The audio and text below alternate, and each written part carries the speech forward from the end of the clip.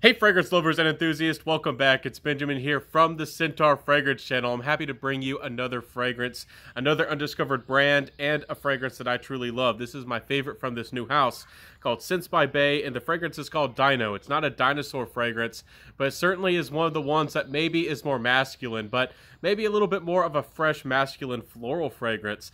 Very well composed. Happy to showcase it here today. Again, it was sent to me from the brand. I love to showcase new brands. Take it with a grain of salt, take it or leave it. But I am going to have pretty positive things to say about this one, and I like the brand overall. So first off, you're going to notice this fragrance is very fresh and lively, but the citruses really don't hit you. This is more of a spearmint, a holy basil, and some bergamot, but the bergamot is very much in the background.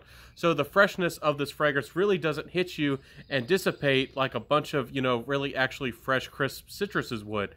This is giving me almost a clary sage type of vibe, and this nice, fresh, almost green type of happy, kind of quality about it really lingers and continues on with the fragrance in the background, and I really like that the opening completely doesn't disappear.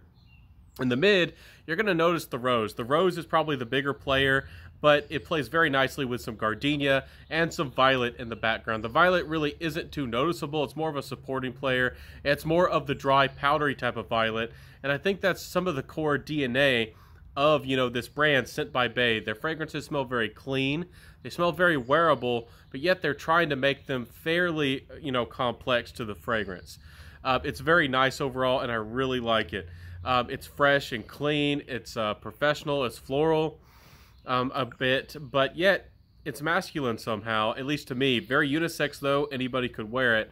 But this fragrance, I have to say, is one of my favorite powdery fragrances, and it's probably because the powderiness plays so well with this creaminess and the notes in the dry down. In the dry down, you're getting some amber. The amber isn't animalic, it's not overtly strong, it's more, maybe a chalky, maybe again a powdery type of modern amber kind of accord, more of a modern amber. And in this dry down, you also start to notice the sandalwood and the vanilla. Both, again, a little bit on the powdery side, maybe slightly dry, but it adds an interesting dynamic with the florals, almost giving this fragrance almost a white floral type of effect, but yet it's dry.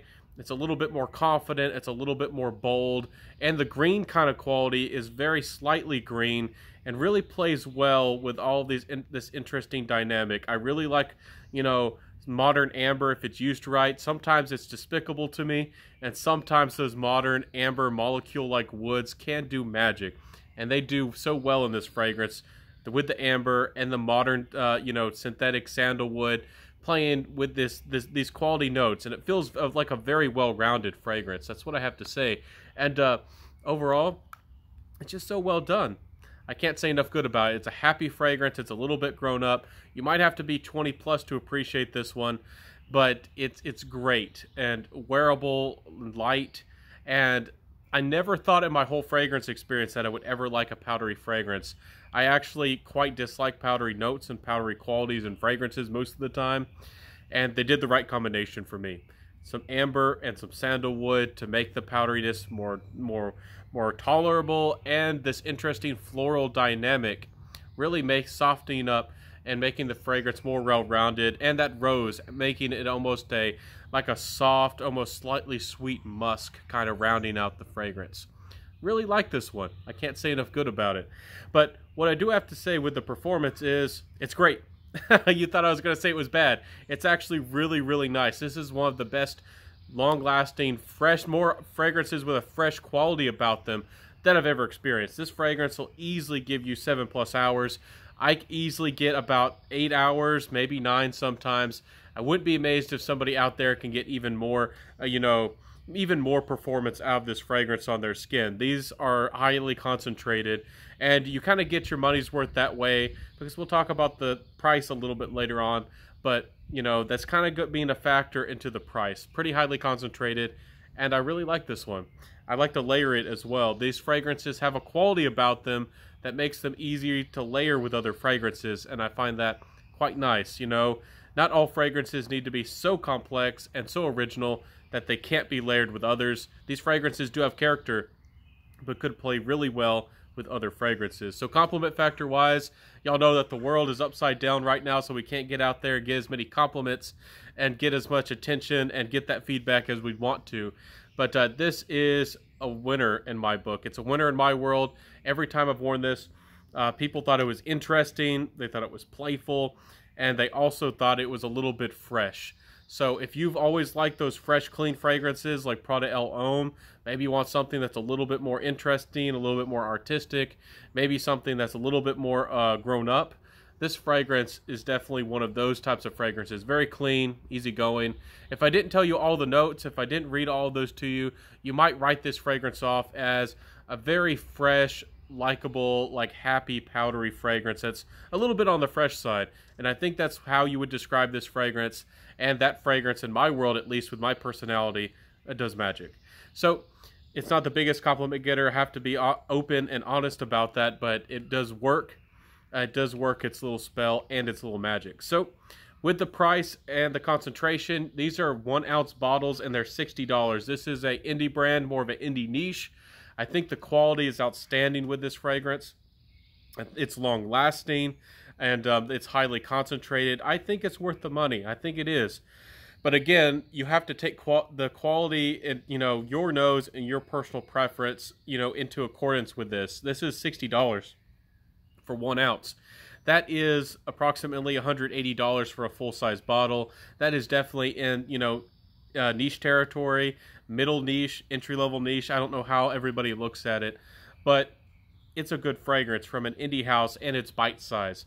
So you can get a couple of these, and you don't, honestly, if you're deep into fragrances, if you have a big collection, you don't need all the bottles, all the big bottles, 100 mils.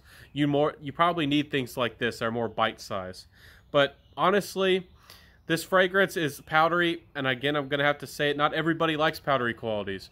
But I do find that, you know, somehow they made this fragrance wearable and powdery and floral, and that, you know, even a guy like me who's sensitive and usually dislikes those notes somehow likes this fragrance.